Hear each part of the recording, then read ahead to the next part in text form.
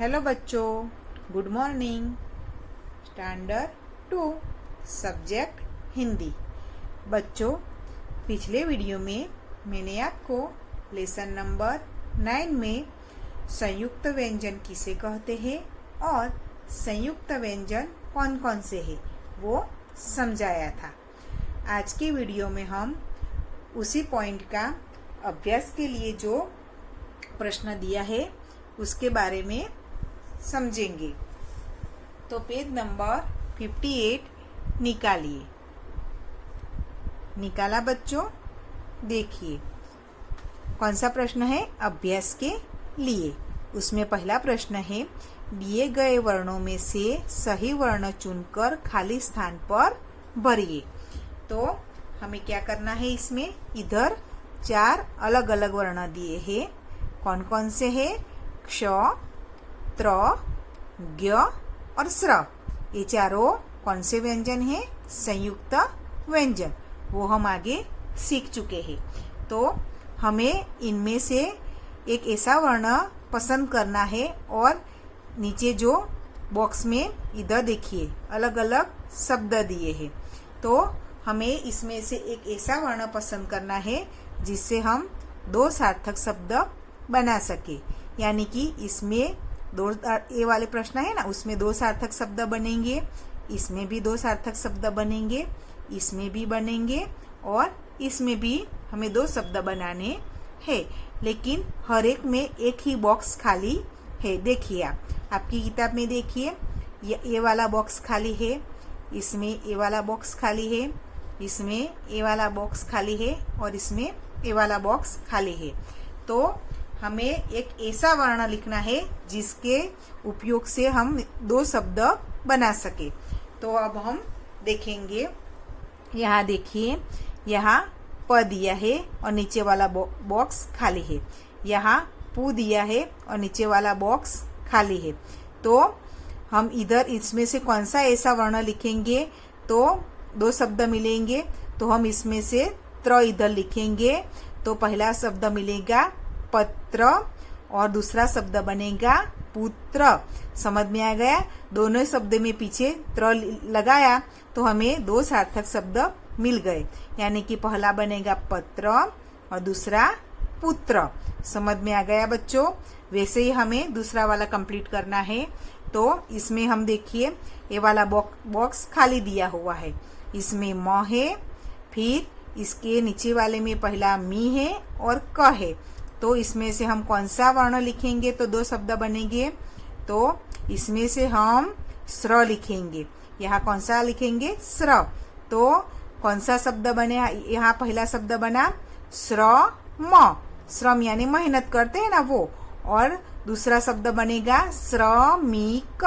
श्रमिक यानी जो मजदूरी करता है, काम करने जाता है ना, उसको श्रमिक कहते हैं। तो यहाँ 2 मीनिंगफुल वर्ड बन जाते हैं, यानी सार्थक शब्द बनते हैं। पहला बनता है श्रम और दूसरा श्रमिक। समझ में आ गया बच्चों? वैसे ही तीसरा प्रश्न है वो करेंगे। इसमें देखिए ये पहला वाला बॉक्स है, ऊपर वाला उसमें क है, इसमें र, बीच वाला बॉक्स खाली दिया हुआ है और इधर भी क दिया है। तो हमें इसमें से कौन सा वर्ण लिखना है? क्ष। कौन सा वर्ण लिखेंगे बच्चों? क्ष। तो हम इधर क्ष लिखेंगे तो उसमें हमें 2 सार्थक शब्द मिलेंगे। तो पहला बनेगा कक्ष। कक्ष यानी कमरा। जैसे कि विद्यालय में, पाठशाला में जाते हैं तो पढ़ाई करने बैठते हैं ना, जहाँ क्लासरूम, उसको भी कक्ष बोलते हैं। और दूसरा बनता है रक्षक। रक्षक यानी जो हमारी रक्षा करता है उसको रक्षक कहते हैं। सैनिक लोग सरहद पर दुश्मनों से हमारे देश की रक्षा करते हैं ना, उसको भी हम रक्षक बोल सकते हैं। तो जो भी हमारी रक्षा करते हैं उनको हम रक्षक कहते हैं। तो यहाँ कौन से 2 शब्द मिले? पहला कक्ष और दूसरा रक्षक। दोनों शब्दों में क्ष कॉमन है, यानी क्ष का इस्तेमाल हुआ है। इसे ही हम आगे का प्रश्न करेंगे। यहाँ देखिए ये पहला कौन सा है? क्रू। फिर तो ये वाला बॉक्स आपकी किताब में देखिए खाली होगा। यहाँ य है तो हमें यहाँ इसमें से कौन सा वर्ण लिखना है ज्ञ। कौन सा वर्ण? ज्ञ। तो हमें यहाँ दो सार्थक शब्द मिलेंगे। पहला शब्द मिलेगा कृतज्ञ और दूसरा यज्ञ। समझ में आ गया? कृतज्ञ और यज्ञ। तो समझ में आ गया। पहले में कौन से शब्द दो मिले हमें? पत्र, पुत्र। दूसरे में श्रम, श्रमिक। तीसरे में कक्ष और रक्षक। और चौथे प्रश्न में कृतज्ञ और यज्ञ। समझ में आ गया बच्चों? इसी प्रकार से आपके किताब में भी आपको पूरा कंप्लीट करना है। अब हम प्रश्न नंबर 2 देखेंगे। चित्र पहचानकर उनके नाम लिखिए। तो हमें क्या करना है? इधर अलग अलग चित्र दिए हैं, तो उनको पहचानना है और उसके बाजू में जो जगह दी है उसमें उसका नाम लिखना है। तो ये पहला वाला चित्र देखिए। ये अब आप कभी गए हैं यज्ञ में? पूजा पाठ होता है, मंदिर में जाते हैं, कोई त्योहार हो तो हवन होते हैं ना। हम हमारे घर पे भी कभी कभी यज्ञ करवाते हैं। जब नए घर में हम रहने जाते हैं तो हम यज्ञ करवाते हैं ना। तो ऐसा हवन कुंड तब लगता है ना, आपने देखा होगा। तो इसे क्या बोलते हैं? यज्ञ। क्या बोलते हैं बच्चों? यज्ञ। तो जो बाजू में जगह दी है उसके पास में उसे हमें उसमें क्या लिखना है? यज्ञ। उसके बाद ये दूसरा वाला चित्र है, देखिए आप। उसमें ये जो आदमी है वो क्या उठाकर जा रहा है? ये बड़ा सा थैला जैसा उठाकर जा रहा है ना। तो ये काम कर रहा है, तो उसको क्या बोलते हैं हिंदी में? श्रमिक। क्या बोलते हैं बच्चों? श्रमिक। श्र म के आगे ई की मात्रा और क, श्रमिक। तो इसका नाम है श्रमिक। तो हमें जगह जो पास में है उसमें लिखना है श्रमिक। उसके बाद ये तीसरा वाला चित्र देखिए। ये बच्चा यूनिफॉर्म पहनकर तैयार है ना। तो जो बच्चा स्कूल में जाता हो उसको हिंदी में क्या बोलते हैं? छात्र। क्या बोलते हैं? छात्र। तो यहाँ ये लड़का है, वो स्कूल यूनिफॉर्म में तैयार है, यूनिफॉर्म पहनकर खड़ा है ना वो। तो हम उसको क्या बोलते हैं हिंदी में? छात्र। तो हमें यहाँ क्या लिखना है? छात्र। अब उसके बाद यहाँ देखिए, यह है क्या है? ये पोस्ट का, जब मोबाइल फोन नहीं था तब लोग संदेशा व्यवहार के लिए पत्र लिखते थे। तो वो पत्र, इसे कवर में भी हम चिट्ठी यहाँ इसमें रखकर पोस्ट ऑफिस में पोस्ट करके एक गांव से दूसरे गांव भिजवाते थे। तो ये पत्र है। तो यहाँ हम बाजू वाली जो जगह है उसमें लिखेंगे पत्र। समझ में आ गया बच्चों?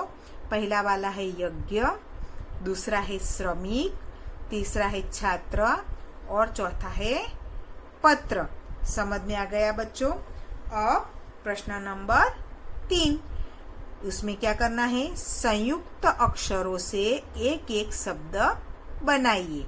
तो संयुक्त अक्षर यानी संयुक्त व्यंजन। तो संयुक्त व्यंजन कितने हैं? 4। तो कौन कौन से? क्ष, त्र, ज्ञ और स्र। तो ये 4 जो संयुक्त अक्षर दिए हैं ना, उसमें से हमें उसका इस्तेमाल करके एक एक शब्द बनाना है। तो पहला है क्ष। तो हमने पहला शब्द बनाया रक्षक। तो आपने देखा उसमें क्ष वर्ण का उपयोग हुआ है ना। तो इसका उपयोग हमें इसमें करना है। जो शब्द बनाते हैं हम उसमें वो सब वर्ण आना चाहिए। तो क्ष के सामने हमने बनाया रक्षक। उसी प्रकार से त्र।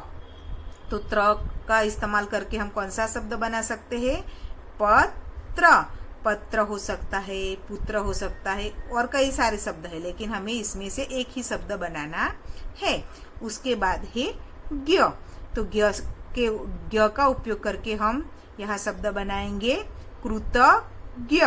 कौन सा शब्द बनाएंगे? कृतज्ञ। उसके बाद स्र। स्र का उपयोग करके हम बनाएंगे श्रवण। कौन सा शब्द बनाएंगे? श्रवण। समझ में आ गया बच्चों आपको? अब संयुक्त व्यंजन किसे कहते हैं, संयुक्त व्यंजन कौन कौन से हैं और उसका उपयोग करके शब्द किस तरह से बनते हैं, वो अच्छी तरह से समझ में आ गया होगा। मैं आपको जब PDF भेजूं तो तो उसमें से देखकर आपको आपकी किताब में ये पूरा पेज कंप्लीट करना है। अब हम अगले वीडियो में मिलेंगे। गुड बाय बच्चों।